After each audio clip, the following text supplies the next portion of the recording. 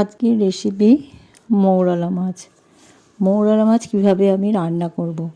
প্রথমে মাছটাকে আমি ধুয়ে নুন হলুদ মাখিয়ে রেখেছিলাম। এরপর মাছগুলোকে ভালো করে ভেজে নেব, বেশ কড়া করে। আমি যেভাবে করছি এইভাবে করলে অসাধারণ খেতে লাগে। এই মাছের ঝালটা একটু শুকনো শুকনো হবে আর গরম ভাতে দারুণ টেস্ট। আপনারা একবার বাড়িতে করে দেখবেন, দারুণ সুন্দর লাগে। সকল বন্ধুদেরই বলছি এই রেসিপিটা একবার বাড়িতে করে দেখবে, দারুণ খেতে লাগে। মাছগুলো আমার ভাজা হয়ে গেছে, প্রত্যেকটা মাছ ভেজে নিয়েছি। এরপর আমি দিয়ে দিলাম তেলের মধ্যে পেঁয়াজ। পেঁয়াজটাকে একটু ভালো করে ভেজে নেবো, বেশ হালকা হালকা লাল রং হবে। সেই জন্য আমি পেঁয়াজ একটু নুনও দিয়েছি, তাড়াতাড়ি করে পেঁয়াজটা সেদ্ধ হয়ে যাবে। পেঁয়াজগুলো ভেজে নিচ্ছি আর দিয়ে দিয়েছি লঙ্কাটাও তার সাথে ভেজে নিচ্ছি। বেশ ভাজা হয়ে গেছে। এরপর দিয়ে দিলাম আমি টমেটো কুচি। ভিডিওটি ভালো লাগলে একটা লাইক দিয়ে অন্তত উপকার করবেন। আর এটা খুবই সুন্দর একটা লোভনীয় খাবার, গরম ভাতের সাথে জমে যাবে।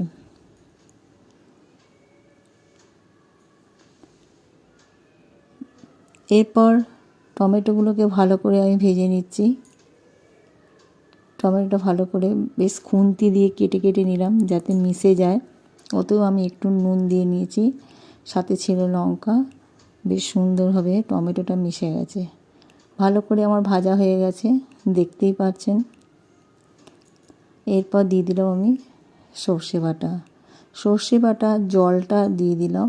তলাকার ছাঁকনি থেকে ওগুলো দিলাম না, সর্ষেগুলো। এরপর দিয়ে দেবো নুন আর হলুদ।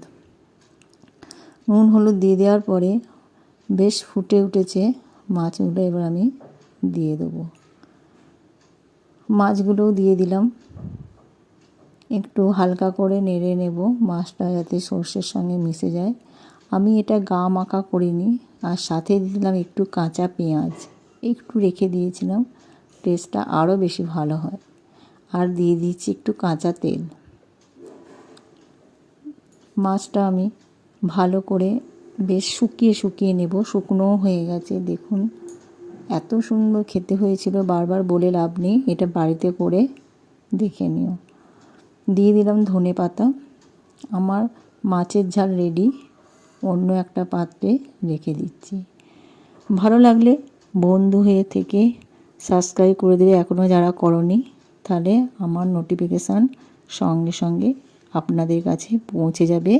আর ইচ্ছে মতো ভিডিওটা যখন খুশি দেখে নেবে। ফিরে আসছি আমি আবার একটা